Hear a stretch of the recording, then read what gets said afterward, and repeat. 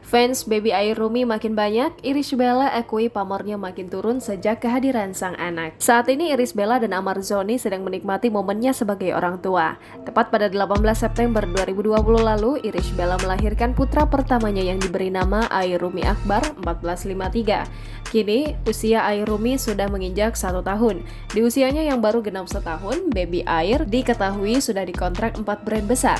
Semenjak itu, pamor Baby Air pun semakin melejit hingga memiliki banyak fans. Irish Bella bahkan mengatakan jika sekarang ini sang anak justru lebih populer dibanding dirinya dan sang suami. Irish Bella juga tak menampik jika sang anak sudah mulai bekerja di usianya saat ini. Baru-baru ini saja, Baby Air diketahui sudah dikontrak 4 brand besar.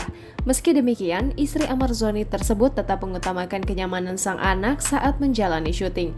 Ia tak ingin memaksakan anaknya dan tetap memberi batasan-batasan khusus selama putranya menjalani syuting.